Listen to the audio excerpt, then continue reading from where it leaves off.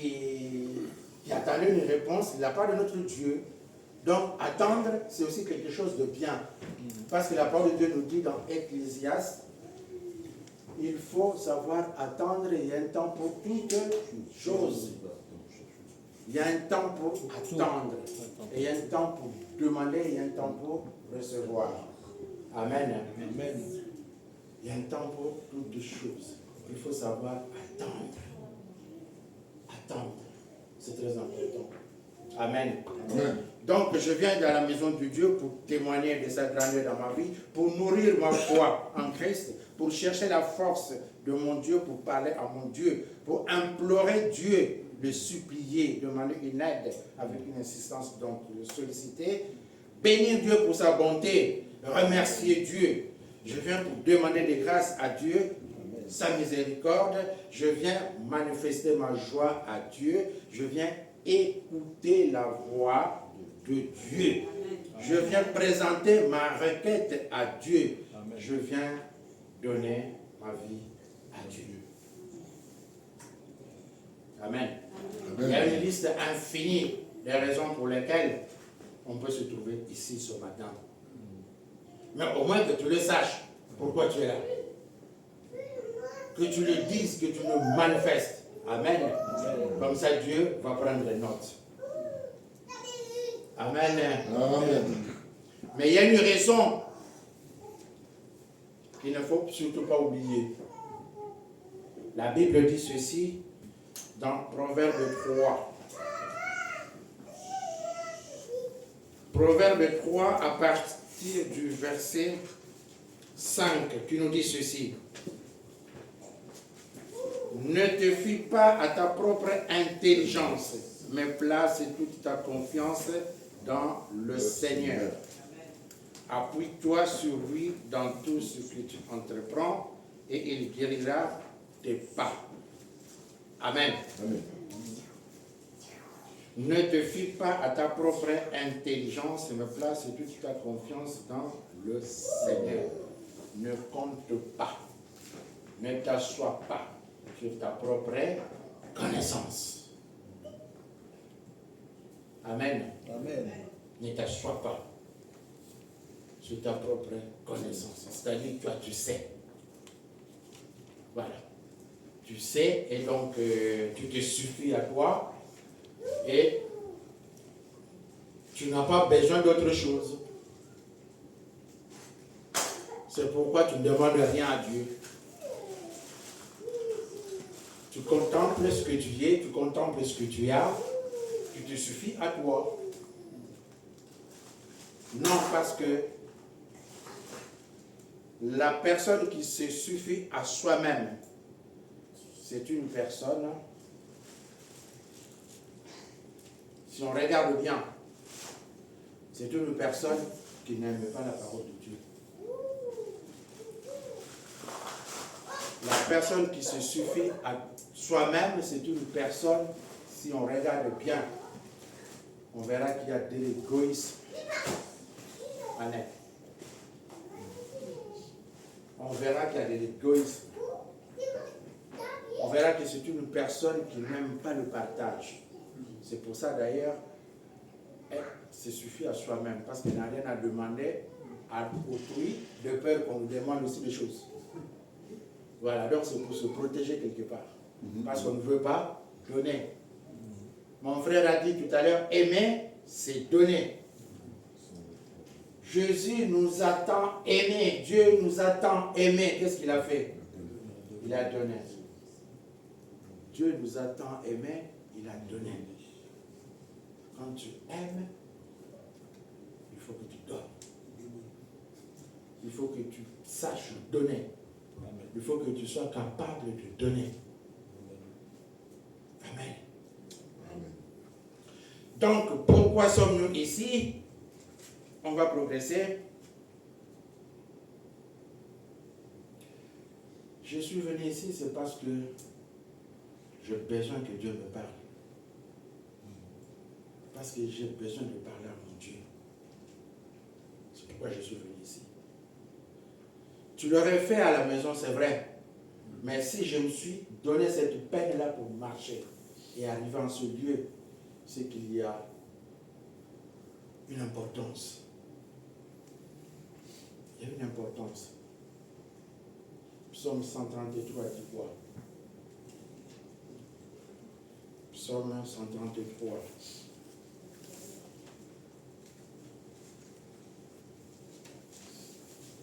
Psaume 133 nous dit ceci. Allons vite, à partir du premier verset. Qu'il est bon, qu'il est agréable pour des frères d'être ensemble. Je me suis déplacé pour arriver ici parce que je fais partie d'une famille. Parce que je fais partie d'une famille. Parce que je veux honorer de ma présence pour faire partie de cette communauté des croyants. Et plus loin, la Bible me dit quoi? Qu'il est agréable pour des frères d'être ensemble. Plus loin, c'est quoi? Car c'est là que le Seigneur donne sa bénédiction. La vie pour toujours. Le savoir, c'est une chose. Mais si tu ne le savais pas, tu as bien fait de venir, que tu te sois déplacé. Parce que dans la communauté, dans la famille, non seulement que nous touchons le cœur de Dieu parce que nous sommes ensemble, que nous venons ici pour former le corps de Christ, que cela plaît à notre Dieu. Et puisque ça nous plaît, il fait quoi? Il envoie la bénédiction. Donc tu viens pour chercher ta part de bénédiction. Amen. Amen. Amen. Tu viens pour chercher ta part de bénédiction. Mais il y a une raison de plus qui fait que tu te sois déplacé et que tu viennes ici. La Bible nous dit quoi? Chercher l'Éternel. Chercher l'Éternel pendant qu'il se trouve. Il y a un moment où tu vas chercher, tu ne vas pas trouver. Mais quand il est là, qu'il est disponible et qu'il se fait voir, vas-y, cherche-le. Il n'est pas loin de toi. Il est près de toi. Cherche-le. Parce que tu as envie. Parce que tu as une raison. Parmi tant d'autres que nous avons cités. Même si ce n'est pas une demande particulière qui te touche à cœur, mais tu viens pour louer ton Dieu. Mais au moins tu viens chercher la face de ton Dieu pour le louer. Lui dire tout simplement que tu l'aimes. Ce n'est pas mauvais. Aujourd'hui, tu n'as pas formulé ta demande. Peut-être demain, peut-être après-demain. Mais au moins tu sais chercher ton Dieu. Et tu sais pourquoi tu le cherches. Amen. Amen. Tu sais pourquoi tu le cherches. Donc tu as bien fait de venir ici ce matin parce que tu cherches ton Dieu. Parce que tu as besoin de ton Dieu. Parce que tu ne te fies pas à ta propre connaissance. Personne ne connaît toute la Bible. Tous, nous connaissons un peu. Un peu. Quand nous arrivons dans la maison de Dieu, nous sommes comme des vases qui sont vides. Et quand nous arrivons ici, c'est pour prendre une part. Afin que nous soyons remplis. Nous venons ici vides. Nous venons ici, la Bible nous dit quoi? Matthieu 11, le verset 28. Venez à moi, vous tous qui êtes chargés, fatigués, et je vous donnerai du repos. Amen. Amen. Qu'on a longtemps travaillé dans la semaine, qu'on a marché, on a beaucoup travaillé à la maison. Le dimanche, et tu t'es dit, ça c'est pour mon Dieu. Amen.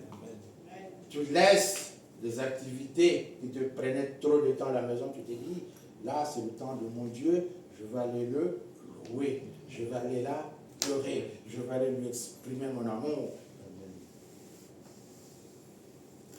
Et quand tu viens avec la fatigue qui est en toi là, Dieu, dans son amour, qu'est-ce qu'il fait?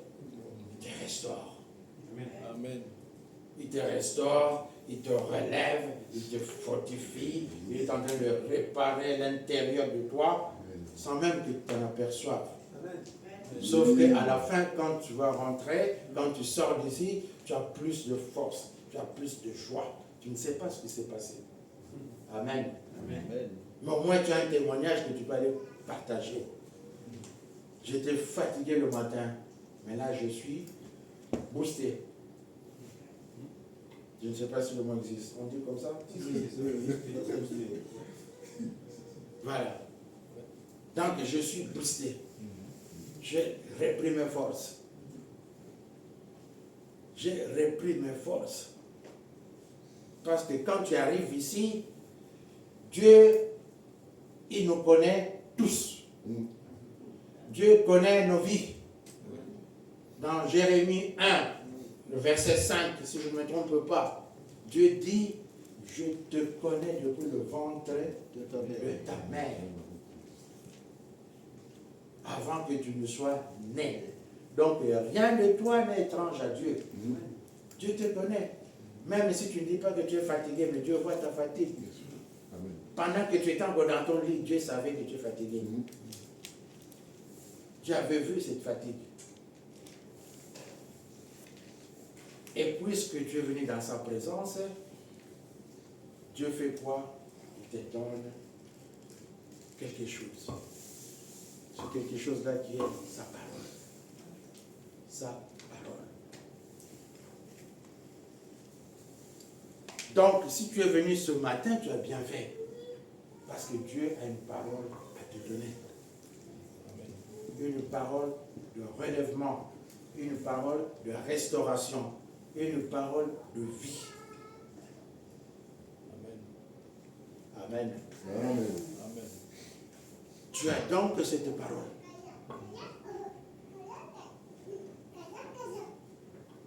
Bien-aimés, allons à la parole de Dieu.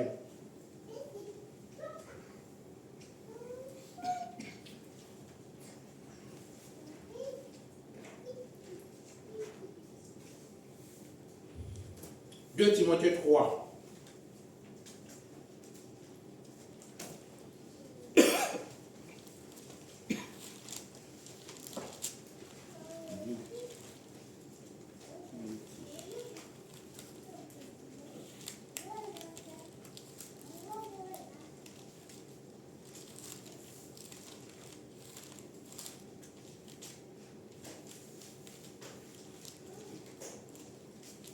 Deux Timothée 3, à partir du verset 16.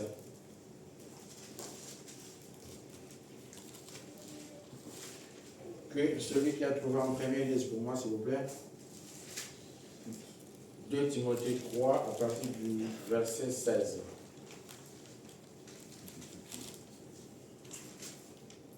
Et sans contredit, le mystère de la piété est grand.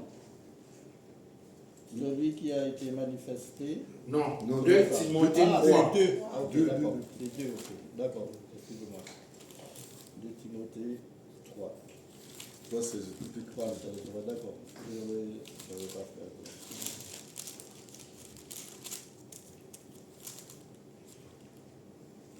Toute l'écriture est inspirée de Dieu. Amen. Et utile pour enseigner, pour convaincre, oui, pour corriger, oui, pour instruire dans la justice. Amen. Ensuite, afin que l'homme de Dieu soit accompli. Amen. Et propre à toute bonne œuvre. Amen. Donc, toi, même si tu ne savais pas pourquoi tu es arrivé ici ce matin, nous avons dit que tu avais bien fait. Parce que Dieu sait tout de toi.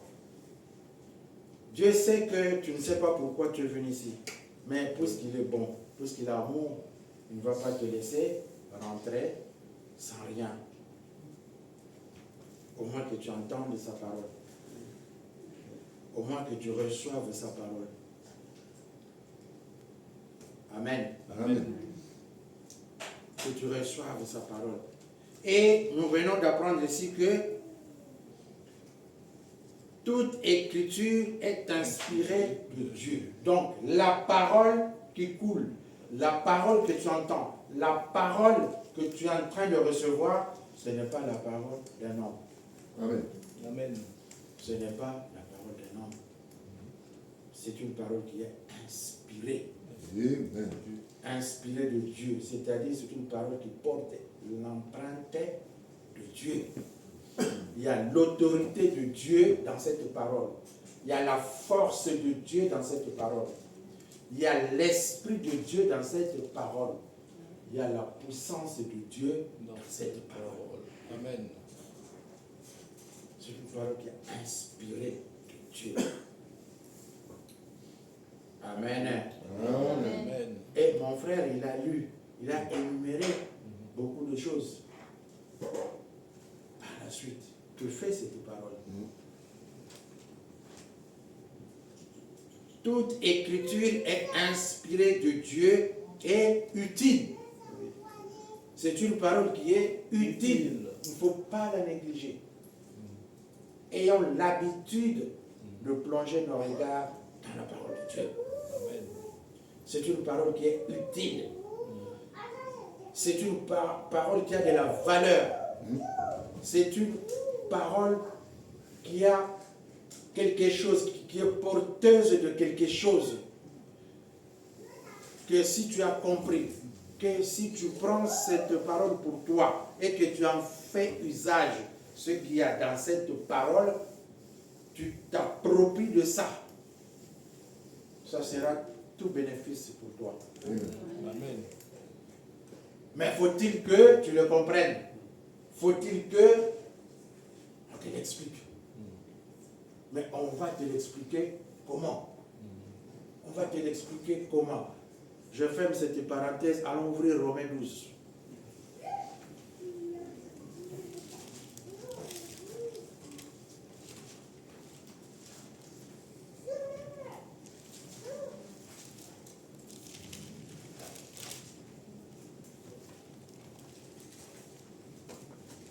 Romains 12.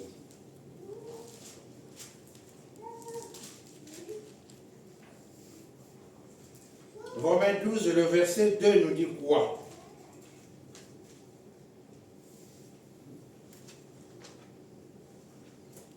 Mon frère, Vous pouvez vous pouvez lire pour moi s'il vous plaît?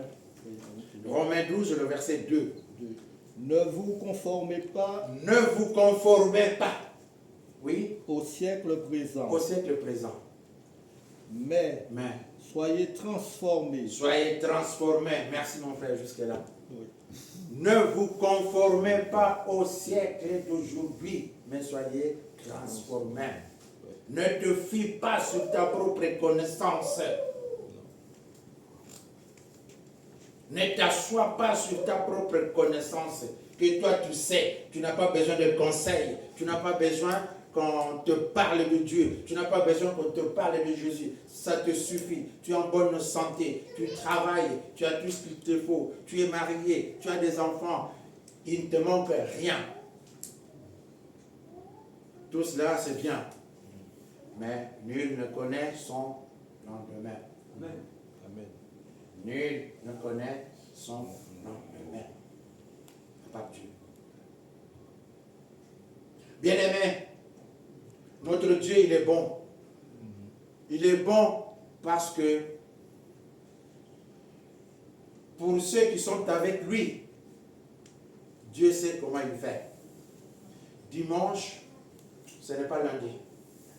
Lundi, ce n'est pas mardi. Mardi, ce n'est pas mercredi. Chaque jour est différent de notre jour. Donc, Dieu, quand il fait, Dieu, quand il donne, il fait différemment. Il donne, il fait différemment. Tout est problème de relation. Quelle est ta relation avec ton Dieu? Quelle est la place de Dieu dans ta vie? Quelle est la place de Dieu dans ta vie? Si pour toi Dieu est 1%, d'accord, Dieu accepte. Et Dieu va passer son temps avec toi, il va vivre avec toi, il va marcher avec toi dans le 1%. Avec le 1%. Donc, tu ne peux pas te comparer par rapport à l'autre personne qui a Dieu dans sa relation avec 40% ou 60% ou 80%, ce n'est pas la même chose. Amen. Amen. Ce n'est pas la même chose. Donc, il ne faut pas te fier à ta propre connaissance. Et la Bible ajoute, c'est la vérité. Ne vous conformez pas aux habitudes de ce monde, mais laissez Dieu vous transformer et vous donner une intelligence nouvelle. Amen. Donc, la parole de Dieu que tu reçois ce matin, la parole de Dieu que Dieu te donne ce matin, c'est une parole de renouvellement. Amen. C'est une parole qui vient renouveler ta connaissance. Parce que ce que tu sais le lundi, ça ne sera pas pareil pour le mardi, ça ne sera pas pareil pour le mercredi. Tu ne sauras pas agir de la même manière. Les circonstances sont différentes, les situations sont différentes. Il faut que Dieu soit avec toi, pour qu'il te soutienne, qu'il marche avec toi, pour qu'il te communique à l'instant T par rapport à la situation X, comment tu dois te comporter, comment tu dois réagir. Le silence, c'est aussi une bonne réponse. Amen. Un enfant de Dieu ne doit pas avoir la bouche partout. Non. Qui connaît tout comme qui loue tout. Non. Amen. Amen. Non. Un enfant de Dieu doit savoir se taire. Il y a des situations pour lesquelles le silence, c'est aussi une bonne réponse. Amen. Parce que la Bible nous dit qu'il y a un temps pour tout. Il y a un temps pour toutes choses. Le silence aussi, il y a un temps pour ça. On doit savoir se taire et attendre. Amen. Amen. Amen. Donc, la parole de Dieu, c'est une parole de renouvellement. Dieu vient renouveler sa force en toi. Dieu vient renouveler son amour en toi. Dieu vient renouveler son soutien en toi. Et sa connaissance. Amen. Tu as bien fait de venir ici. Amen. Amen. Écouter la parole de Dieu et la recevoir. Amen. Parce que quand Dieu parle, la Bible nous dit, c'est de la bouche de l'Éternel que sortent l'intelligence, la sagesse et la connaissance. Amen. Amen. Amen. Quand tu reçois la parole de Dieu, et il y a le renouvellement de la sagesse de Dieu en toi. Amen. Que tu sois sage. De telle sorte que quand tu vas sortir d'ici, quand tu rentres, tu es quelqu'un qui est renouvelé. Parce que tu as une connaissance qui est renouvelée, tu as l'amour de Dieu qui est renouvelé. Quand tu rentres à la maison, tu es une femme, une épouse renouvelée, restaurée, et ça se voit. Amen. Pas dans les paroles, mais dans les actes, Amen. dans la conduite. Amen. Amen. Parce qu'avec Dieu, il n'y a pas que la parole, mais celui qui a les actes. Quelqu'un qui est fatigué, quand il marche, on voit bien que la personne est fatiguée. Pas quelqu'un est malade, on voit bien que la personne, il y a quelque chose qui ne va pas chez elle. Mais une personne qui est vive, une personne qui est active, on voit. Mon frère, quand il chantait ici, il tapait la vaille, c'est la force. Il est vif, il n'a pas changé. Dieu, il le garde. Amen. Dieu, il le garde dans sa force. Il restaure la force, il n'a pas changé. Il est restauré. Amen. Amen. Ça se voit.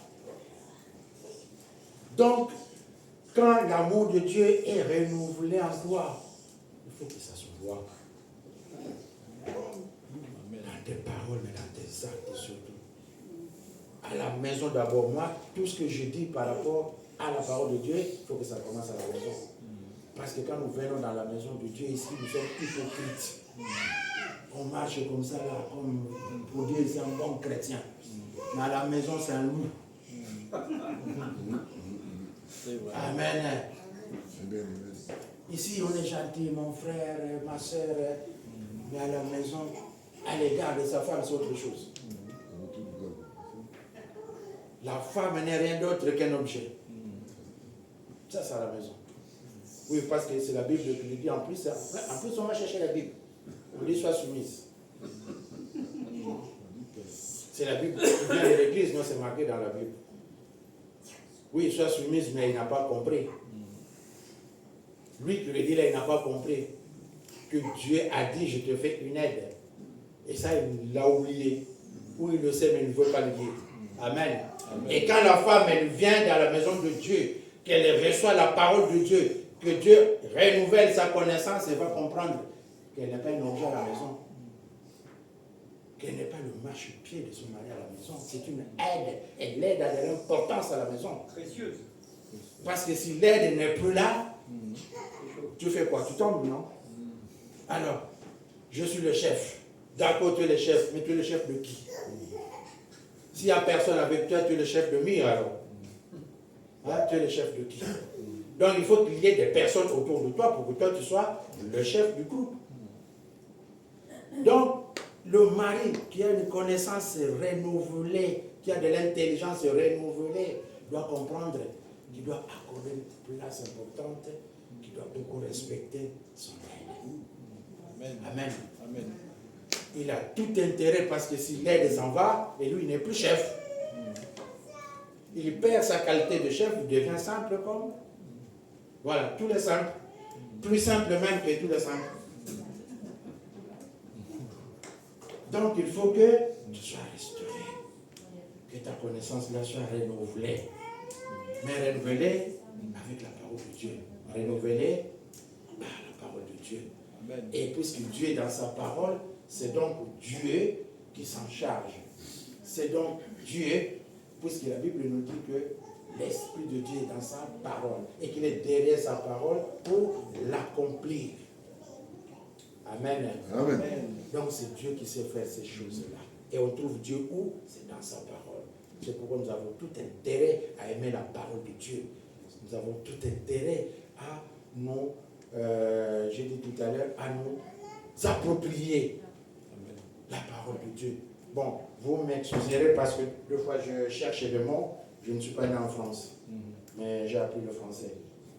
Heureusement, donc, je me débrouille. Alors, il y a des mots, il faut que j'aille les chercher encore. Bon, vous avez compris. Amen. Amen. Voilà, donc nous revenons à 2 Timothée 3. 2 Timothée 3, le verset 16, elle nous disait quoi? Le verset 16, elle nous dit ceci. 2 Timothée 3, le verset 16. Toute écriture est inspirée de Dieu et utile pour enseigner la vérité. La parole de Dieu nous enseigne la vérité. La vérité, comment nous devons vivre. La vérité, comment nous devons marcher. La vérité, comment nous devons nous comporter dans ce monde. Parce que nous avons vu tout à l'heure que nous ne devons pas vivre selon les règles de ce monde. Non. Et nous ne devons pas accepter d'être de proie à l'égard des maîtres de ce monde. Parce que nous savons avec qui nous marchons. Parce que nous savons en qui nous avons confié notre vie. Amen. Amen. Nous savons ces choses-là. Et donc, nul ne peut venir me distraire ou me soustraire de la présence de mon Dieu. Amen. Amen. Donc, écriture inspirée de Dieu, utile pour enseigner. Voilà, nous y sommes. La parole de Dieu enseigne. On ne doit pas être ignorant. On ne doit pas être ignorant. La parole de Dieu enseigne. Nous devons aimer la parole de Dieu. Parce que la parole de Dieu, dans ses enseignements, tous les jours, les enseignements qui nous sont donnés, c'est pour que nous les recevions, que nous puissions les prendre en nous, et puis vivre avec, marcher avec, parce que la Bible nous dit quelque part, on reconnaît l'homme par l'homme. On reconnaît l'arbre par son fruit. On reconnaît l'arbre par son fruit. Amen. Amen. Donc, si tu vis avec la parole de Dieu, on reconnaîtra que toi, tu ne vis pas comme les gens du monde. Tu ne vis pas comme les gens du monde. J'aime donner ce témoignage-là. Notre pasteur, il est allé une fois à Paris. Comprenez que nous sommes en province. Vous savez, nous sommes en province. En province, il n'y a pas la circulation difficile comme à Paris. Il n'y a pas de bouchons, il n'y a pas de, voilà, il n'y a pas de métro. Nous avons des bus et nous avons des trains aussi. Donc, le pasteur est allé à Paris et on connaît l'histoire de 9-3, le 93, le département 93. Voilà, le 9-3 à la Saint-Denis, je pense. Donc, il est monté dans un bus. Il est monté dans un bus dans le 93 et qu'est-ce qu'il a fait? Il a dit bonjour au chauffeur. Et le chauffeur était étonné. Quelqu'un qui entre et qui lui dit bonjour. Parce que généralement, quand les gens entrent dans le bus, dans le 9-3, c'est des bousculades. C'est de gros mots et puis le bonjour, on ne connaît pas. Alors, quelqu'un qui entre et qui lui dit bonjour, il a dit, lui, il n'est pas d'ici. Amen. Amen. Le chauffeur avait compris que lui, il n'est pas d'ici. Donc, un enfant de Dieu doit se démarquer dans sa conduite et dans sa façon d'être. La parole de Dieu nous enseigne. La parole de Dieu nous enseigne le respect. La parole de Dieu nous enseigne la prudence. La parole de Dieu nous enseigne l'amour. Amen. Amen. Donc, nous devons faire attention. Alors, non seulement que la parole de Dieu nous enseigne, mais la parole de Dieu aussi fait quoi? Réfute l'erreur. Nul n'est parfait. Quoi qu'on dise qu'on aime Dieu, quoi qu'on dise qu'on aime Dieu, tu peux pécher avec un simple regard. Voilà. Un simple regard. Quelque chose d'inattendu, un mauvais geste, c'est parti. Devant Dieu, tu as mal fait, tu as mal réagi. Là où tu devrais parler pour donner un conseil, tu t'es tu. Non, tu devrais parler. Tu as mal fait, tu as péché. Amen. Amen. Nul n'est parfait. Donc, nul ne peut dire qu'il n'a jamais péché et qu'il est bon à 99,99. Mais il manque quand même 0,9. Amen. Amen. Et il manque ça quand même. Voilà. Donc, l'erreur, nous devons reconnaître que nous sommes des pécheurs. Nous devons demander pardon à notre Dieu pour cela et nous repentir. Il n'y a pas de honte à ça. Au contraire, le pardon libère le cœur. Amen. Et le pardon fait progresser celui qui pardonne. Parce que si tu caches tes péchés, la Bible dit que tu es en train de te tromper, mais tu cours à ta propre destruction.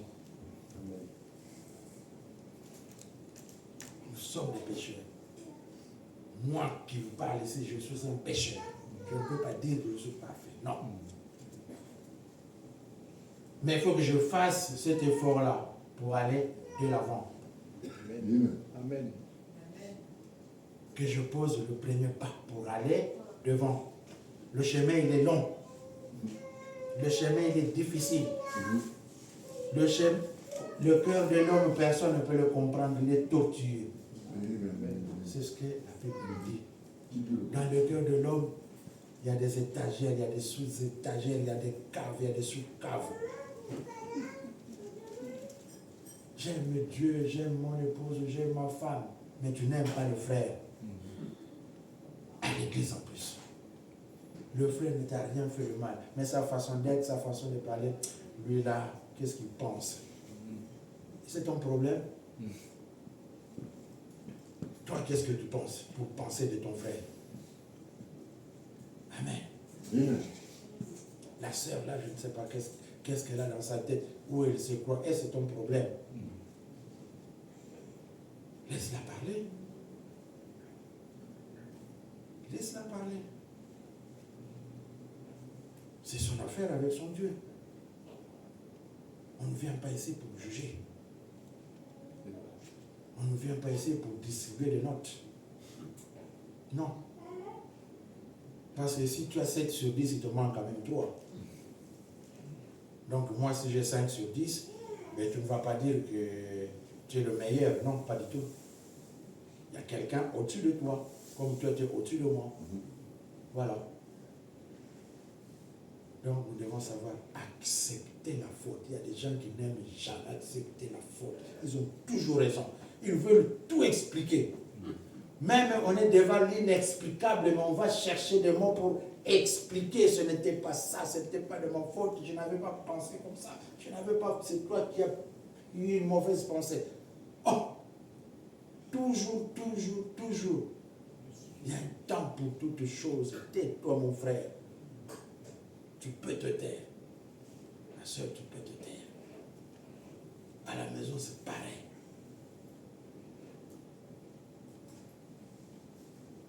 Le dialogue est impossible. Parce que monsieur a toujours raison. Ou deux fois c'est l'inverse. C'est la femme qui a toujours raison. Il y a les femmes qui parlent. Hein? Pas plus tard que hier. Hier, j'ai regardé à la télé, j'ai vu un monsieur, un grand monsieur. Il vit dans le bois de Boulogne avec les cours, là, les petits trucs là qu'ils mettent là-bas et puis ils rentrent dedans. En plein hiver. Les tentes. Oui. C'est pas une tente, ça, c'est juste un petit emballage. Voilà. Hein? Dans le froid. Et il dort là. Il a dit il n'a pas pu avoir sommeil jusqu'à 3 h du matin parce qu'il faisait tellement froid. Et le monsieur, il s'est fait chasser de la maison par sa femme. C'est sa femme qui l'a mis dehors. Mais il est courageux quand même. Après, il s'est réveillé le matin, maintenant c'est quoi? Mais il ne peut même pas aller laver sa bouche. Il doit aller chercher du café quelque part et puis dans les associations. Bon, il y a un journaliste qui suivait, qui prenait des images et tout ça. Après, bon, il a pris rendez-vous avec ses enfants. Les enfants, ils sont venus, il marchait avec ses enfants. Bon, le journaliste a dit, il n'a même pas 1 euro pour acheter un café à ses enfants. Non. Plus grave encore, ici en France, il y a eu une association des hommes battus par leurs femmes. Vous avez vu ça? Ça fait longtemps. Nous, avec Régis, on a vécu des choses avec les femmes, mais les femmes ils disent, de toute manière, toi, tu ne peux même pas dire, porter plainte ou quoi que ce soit, tu vas te retrouver dans le ridicule. Voilà. Et combien de femmes ont pris une autorité sur l'homme, Voilà. et combien les frappent, et il y en a même qui meurent. Voilà. Le monde a connu. Une association des hommes battus par leurs femmes. En France, ça existe. Vous avez vu? Vous avez vu? C'est le monde, c'est la croix. Voilà. On doit savoir accepter la parole de Dieu. On doit savoir accepter la faute. Ça ne veut pas dire que si on accepte la faute qu'on est faible. Non, au contraire. Non, On se recharge. il faut reconnaître. On se recharge. Dieu élève celui qui se rabaisse. Amen.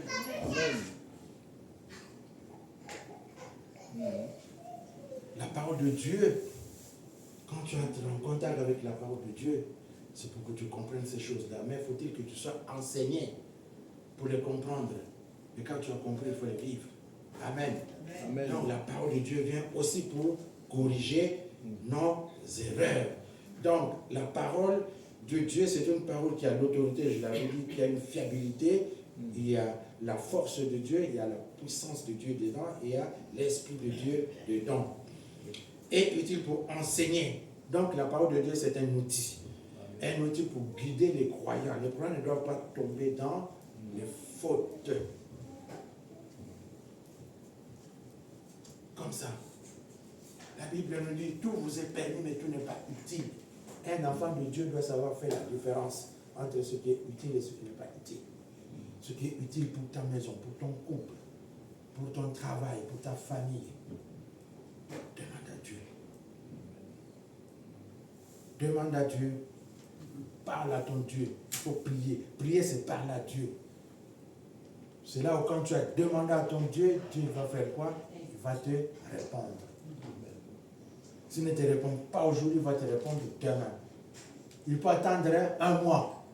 Il peut attendre une année pour te répondre parce qu'il est souverain. Parce que Dieu sait que s'il te répond aujourd'hui, tu vas quitter le foyer. Tu vas fuir. Tu vas abandonner ton mari. Il y en a même qui ont abandonné des enfants. Femmes qui abandonnent mari et enfants. Il faut le faire. On voit toutes ces choses-là. Amen. Amen. Donc on doit être renseigné. Alors, donc, la parole de Dieu, c'est un outil. Mais la parole de Dieu nous dit quoi? Et corriger les fautes et former à une juste manière de vivre. Une juste manière de vivre. On ne doit pas se faire justice. Avec la parole de Dieu, on ne se fait pas justice. Parce que la parole, quand elle entre en toi, la Bible me dit quoi? Allons chercher Hébreux 4, le verset 12. Hébreux 4.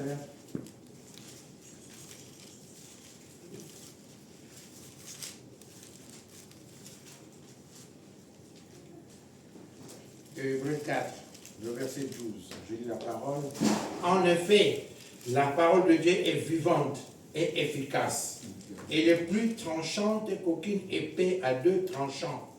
Elle pénètre jusqu'au point où elle sépare âme et esprit, jointure et moelle.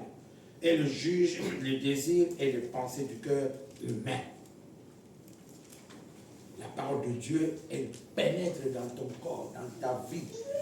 La parole de Dieu va visiter les os, va visiter ton âme, va visiter l'esprit qui est en toi pour ôter de ton âme ce qui est mauvais.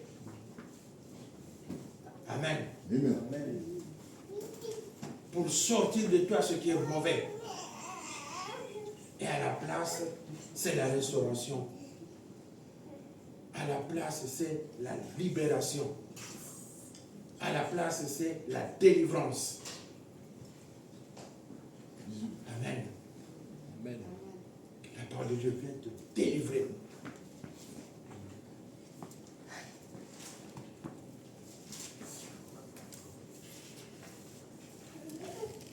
Ensuite, nous allons voir la parole de Dieu quoi? Qu'est-ce qu'elle fait encore? La parole de Dieu, Galates 5.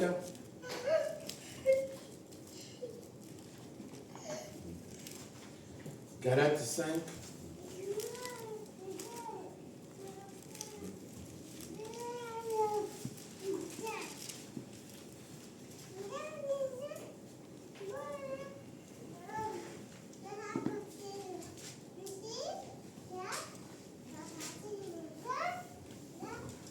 Galates 5, le verset 19 à 21, nous dit quoi?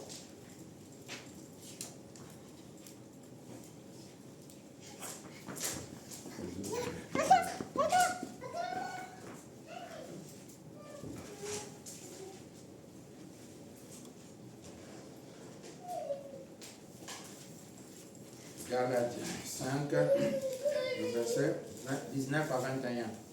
Je lis la parole. Donc ici, nous voyons les œuvres de la chair. Dans Galates 5, à partir du verset 19. Qui nous dit ceci. On sait bien comment se manifeste l'activité de notre propre nature. Dans l'immoralité, l'impureté et le vice, le culte des idoles et la magie. Les gens se haïssent les uns les autres, se querellent et sont jaloux. Ils sont dominés par la colère et les rivalités. Ils se divisent en partis et en groupes opposés. Ils sont envieux, ils se livrent à l'ivrognerie et à des orgies et commettent d'autres actions semblables. Je vous avertis maintenant, comme je l'ai déjà fait, ceux qui agissent ainsi n'auront pas de place dans le royaume de Dieu. Donc la parole de Dieu vient nous délivrer de ces choses-là. Amen. Amen. La parole de Dieu vient nous délivrer de ces choses-là. Et nous avons maintenant, la suite c'est quoi? La suite c'est quand on est pleinement dans la possession de la parole de Dieu qu'on la vit, nous produisons le fruit de l'esprit. Parce que tu marches avec la parole de Dieu, parce que tu vis avec la parole de Dieu, que l'esprit de Dieu qui est dans cette parole, c'est cet esprit-là qui te prend en charge et te fait produire le fruit de l'esprit. Le fruit de l'esprit que nous voyons dans le verset 22, mais ce que l'Esprit Saint produit, c'est l'amour, la joie, la paix, la patience, la bienveillance, la bonté, la fidélité, la douceur et la maîtrise de soi. La loi n'est certes pas contre de telles choses. Amen. Amen. Donc nous devons aimer la parole de Dieu. Nous devons aimer la parole de Dieu. Et Psaume 119 nous dit quoi? Allons voir Psaume 119, 105.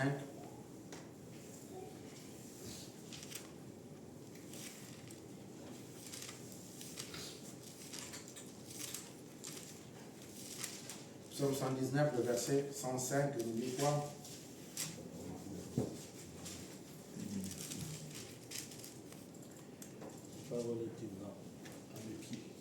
Ta parole est une lampe devant mes pieds. Non, mes pas. Ta parole est une lampe devant mes pas. Une lumière qui éclaire ma route. Ta parole est une lumière à mes pas. Donc la parole de Dieu vient éclairer ta conscience. Amen. Amen.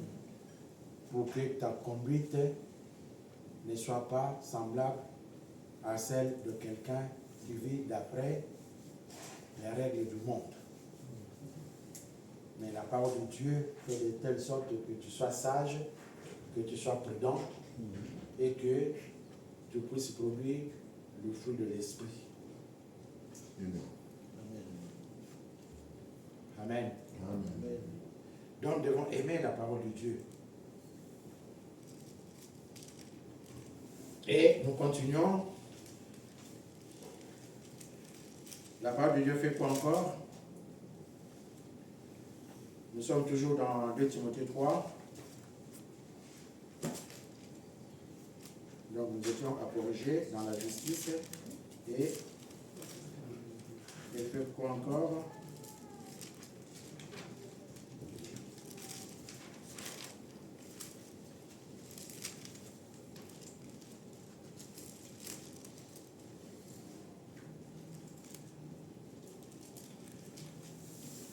La parole de Dieu, Timothée, 2 Timothée 3, tu es où? Voilà, j'y arrive, 2 Timothée 3, non, à partir du verset 16. Voilà. Donc la parole de Dieu dit quoi? Corriger les fautes, informer à une juste manière de vivre, afin que l'homme de Dieu soit parfaitement préparé et équipé pour faire toute action bonne. Donc la parole de Dieu te donne des outils. La parole de Dieu te donne des armes. Ouais. Des outils pour savoir qu'est-ce que tu peux faire, qu'est-ce que tu as le droit de faire, qu'est-ce qui est utile, qu'est-ce qui n'est pas utile.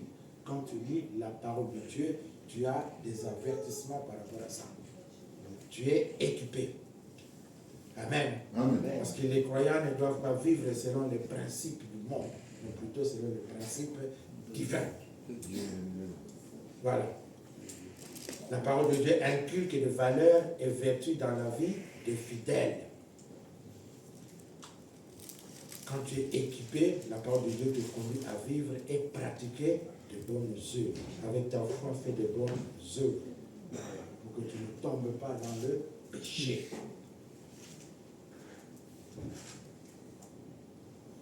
Alors, 2 Timothée 3, pour conclure, nous allons dire quoi? 2 Timothée 3, la parole de Dieu nous aide à être des enfants instruits, équipés, formés, enseignés. C'est pour que nous soyons de bons enfants, de bons maris, de bonnes épouses, de bons serviteurs de Dieu, de bons ouvriers dans la maison de Dieu. Amen. Amen. Parce que nous savons à quoi nous nous attendons. Parce que nous savons c'est quoi la valeur de la parole de Dieu. Il y a qui dans cette parole et qu'est-ce que cette parole nous apporte. Amen. Mais Dieu nous l'a donné gratuitement. Il faut que nous arrivions à la partager aussi gratuitement. Si la parole de Dieu te fait du bien, ce que Dieu attend de toi, c'est que tu partages cette parole. Pour que de la manière que toi tu es sauvé, que quelqu'un d'autre aussi soit sauvé. De la manière que toi tu es équipé, que quelqu'un d'autre aussi soit équipé. Amen. Amen. Parce que l'évangéliste a dit tout à l'heure, nous avons longtemps marché ensemble, nous avons longtemps été nettoyés les toilettes ensemble. Amen. Amen. Mais nous avons laissé aux autres le soin de nettoyer pour qu'ils grandissent aussi comme nous. Il y a un temps pour toutes choses. Oui. Nous avançons, nous continuons à travailler pour notre Dieu, pour la gloire de son nom. Amen. Amen. Et c'est pour cela aujourd'hui je suis ici pour partager ce moment avec vous, que le nom de notre Dieu soit glorifié. Amen. Amen. Et nous allons dire le mot de la fin, Matthieu 5. Allons voir Matthieu 5.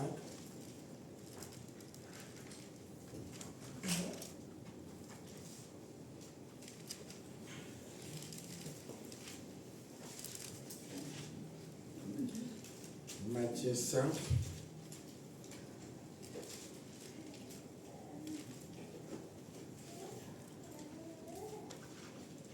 Matthieu 5 à partir du verset 13. Je lis la parole. C'est vous qui êtes le sel du monde. Mais si le sel perd son goût, comment pourrait-on le rendre de nouveau salé? Il n'est plus bon à rien. On le jette dehors et les gens marchent dessus. C'est vous qui êtes la lumière du monde. Une ville construite sur une montagne ne peut pas être cachée. On n'allume pas une lampe pour la mettre sous un seau. Au contraire, on la place sur un support d'où elle éclaire tous ceux qui sont dans la maison. C'est ainsi que votre lumière doit briller devant les hommes, afin qu'ils voient le bien que vous faites et qu'ils louent votre Père qui est dans les cieux. Amen. Acclamons le nom de notre Dieu.